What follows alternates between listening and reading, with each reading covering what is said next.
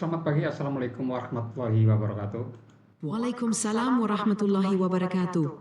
Hari ini adalah hari ke-14 umat Islam menjalankan ibadah puasa. ChatGPT, apakah ada ide dan saran untuk kita diskusikan pada hari ini?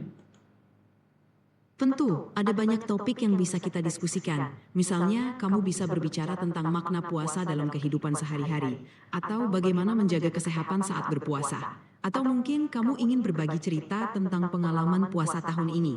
Apa yang paling kamu rasakan selama menjalani puasa tahun ini?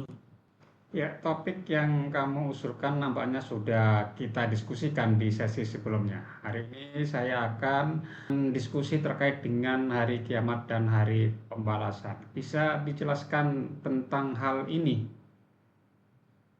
Tentu, topik tentang hari kiamat dan hari pembalasan memang sangat penting dalam ajaran Islam. Hari kiamat adalah hari di mana seluruh umat manusia akan dibangkitkan untuk dihisab atas amal perbuatannya di dunia. Hari ini akan menjadi momen keadilan tertinggi, di mana setiap individu akan mendapatkan balasan yang setimpal dengan amalnya. Dalam Islam, keyakinan kepada hari kiamat termasuk rukun iman yang keenam. Umat Islam diajarkan untuk selalu mempersiapkan diri menghadapi hari tersebut dengan beramal soleh dan bertakwa kepada Allah. Hari pembalasan mengajarkan kita tentang pentingnya tanggung jawab atas setiap perbuatan yang kita lakukan. Ini juga mendorong kita untuk selalu berbuat kebaikan dan menghindari perbuatan yang buruk. Ada perbedaan antara hari kiamat, hari kebangkitan, dan hari pembalasan, meskipun ketiganya saling terkait. 1. Hari kiamat. Ini adalah hari di mana seluruh alam semesta akan hancur dan berakhir. Dalam Islam, ini merupakan momen ketika semua makhluk akan menghadapi akhir zaman.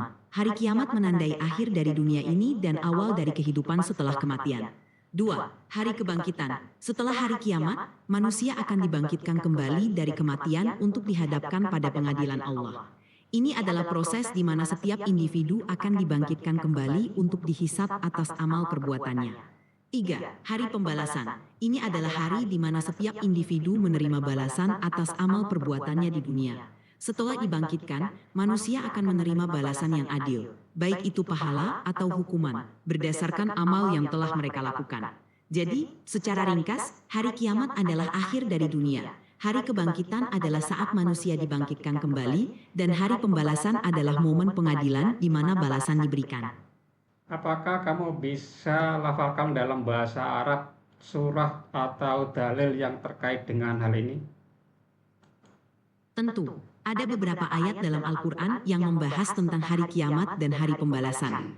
Misalnya dalam surah Al-Zalzalah, surah ke-99, ayat 6-8, Allah berfirman, "Idza zulzilatil ardu zilzalaha, wa akhrajatil ardu athqalaha, wa qalal insanu ma laha, yauma idzin tuhadditsu akhbaraha, bi annallaha auhalaha, yauma idzin kana nasu ashtatan ila liyudabbu a'malahum." Artinya, apabila bumi digoncangkan dengan goncangan yang dahsyat, dan bumi mengeluarkan beban-bebannya, dan manusia berkata, apa yang terjadi pada bumi ini? Pada hari itu, bumi menceritakan beritanya, karena sesungguhnya Tuhanmu telah memerintahkan yang demikian itu. Pada hari itu, manusia keluar dari kuburnya dalam keadaan berkelompok-kelompok untuk diperlihatkan kepada mereka amal-amal mereka. Surah ini menggambarkan bagaimana bumi dan manusia akan bereaksi pada hari kiamat, di mana segala amal akan diperlihatkan. Semoga penjelasan ini bermanfaat. Jika ada pertanyaan lain, silahkan. Bisa diuraikan teori atau konsep tentang kiamat dari sisi agama dan konsep tentang kiamat dari ilmu pengetahuan alam seperti astronomi, astrologi, atau antariksa? Tentu, konsep tentang kiamat dapat dilihat dari berbagai sudut pandang, termasuk agama dan ilmu pengetahuan alam. 1. Dari perspektif agama, Islam. Dalam Islam, hari kiamat adalah hari di mana seluruh alam semesta akan hancur, dan semua makhluk akan dibangkitkan untuk dihisab atas amal perbuatan mereka. Ini adalah momen keadilan tertinggi, di mana setiap individu akan menerima balasan yang setimpal dengan amal mereka. 2. Dari perspektif ilmu pengetahuan alam, astronomi. Dalam ilmu astronomi, konsep akhir dunia sering dikaitkan dengan evolusi bintang dan galaksi. Misalnya, bintang seperti matahari akan mengalami fase-fase seperti menjadi raksasa merah dan akhirnya meledak sebagai supernova. Proses ini akan menyebabkan perubahan besar dalam tata surya kita. Namun, ini lebih merupakan proses ilmiah daripada konsep akhir dunia. Astrologi. Dalam astrologi, ada berbagai ramalan tentang peristiwa besar yang mungkin terjadi di masa depan, tetapi ini tidak berdasarkan bukti ilmiah yang kuat. Secara umum, konsep kiamat dalam agama lebih berkaitan dengan aspek spiritual dan moral. Sementara dalam ilmu pengetahuan alam, fokusnya lebih pada fenomena fisik dan kosmologis yang terjadi di alam semesta. Bisa dijelaskan hal-hal terkait tanda-tanda mendekati hari kiamat, baik itu tanda-tanda kecil maupun tanda-tanda besar? Tentu, dalam ajaran Islam, terdapat konsep tentang tanda-tanda mendekati hari kiamat yang dibagi menjadi dua kategori, tanda-tanda kecil dan tanda-tanda besar. 1. Tanda-tanda kecil. Tanda-tanda kecil adalah peristiwa atau perubahan yang menunjukkan bahwa hari kiamat sudah mendekat. Beberapa tanda kecil yang disebutkan dalam hadis antara lain, munculnya kemiskinan dan kesulitan ekonomi, penyebaran kefasikan dan kemaksiatan, munculnya fitnah, ujian atau cobaan yang besar, waktu terasa cepat berlalu, banyaknya orang yang meninggalkan ibadah, dan berkurangnya nilai-nilai keimanan. 2. Tanda-tanda besar. Tanda-tanda besar adalah peristiwa-peristiwa besar yang akan terjadi menjelang hari kiamat dan menjadi tanda nyata bahwa kiamat sudah sangat dekat. Beberapa tanda besar yang disebutkan dalam hadis antara lain, munculnya Dajjal, seorang sosok yang akan menyesatkan banyak orang. Turunnya Nabi Isa, Yesus, ke bumi untuk membunuh Dajjal dan menegakkan keadilan. Munculnya Ya'juj dan Ma'juj, dua bangsa yang akan menyebabkan kerusakan di bumi.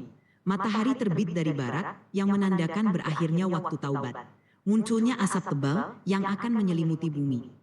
Konsep tanda-tanda kiamat ini bertujuan untuk mengingatkan umat manusia agar selalu waspada, meningkatkan keimanan, dan beramal soleh.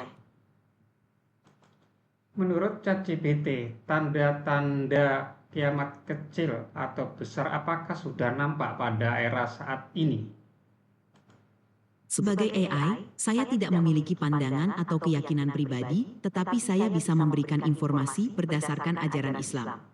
Dalam Islam, tanda-tanda kiamat kecil dan besar telah disebutkan dalam hadis. Beberapa tanda kecil mungkin sudah terjadi dalam kehidupan sehari-hari, seperti penyebaran kemaksiatan, meningkatnya kesulitan ekonomi, dan berkurangnya nilai-nilai keimanan.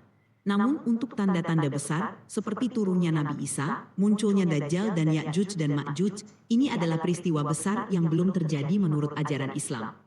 Penting untuk diingat bahwa dalam Islam, fokus utama adalah meningkatkan keimanan. Tanda-tanda tersebut sudah terlihat atau belum. Umat Islam diajarkan untuk selalu waspada dan memperbaiki diri, serta memperbanyak amal soleh sebagai persiapan menghadapi hari yang tidak diketahui waktunya.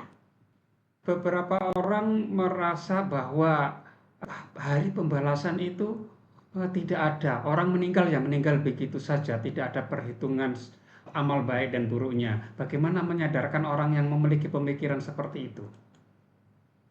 Memahami dan menghormati pandangan orang lain adalah penting.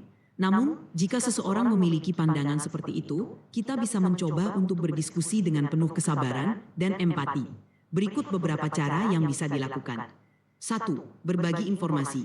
Jelaskan dengan cara yang tenang dan penuh hormat tentang ajaran Islam mengenai hari pembalasan.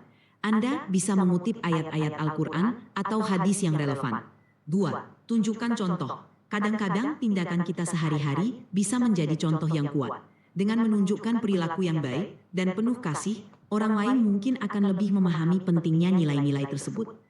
3. Dialog terbuka. Ajak mereka berdiskusi dan dengarkan pandangan mereka dengan terbuka. Kadang-kadang, perbincangan yang jujur dan penuh pengertian dapat membantu mengubah pandangan. 4. Doa. Berdoa untuk mereka agar diberikan hidayah dan pemahaman yang lebih baik. Yang terpenting adalah menyampaikan pesan dengan penuh kasih sayang dan kesabaran. Baik, terima kasih ChatGPT atas diskusi kita pada hari ini. Semoga membawa manfaat dan wawasan serta inspirasi bagi kita semua. Jangan lupa pemirsa tetap stay tune di channel Rumah Belajar Kaltim dalam acara Syiar Ramadan Ngaji Bareng AI didukung oleh LSCC, Smart Learning and Character Center PGRI Kalimantan Timur. Sampai jumpa pada sesi dan topik berikutnya. Wassalamualaikum warahmatullahi wabarakatuh. Waalaikumsalam warahmatullahi wabarakatuh.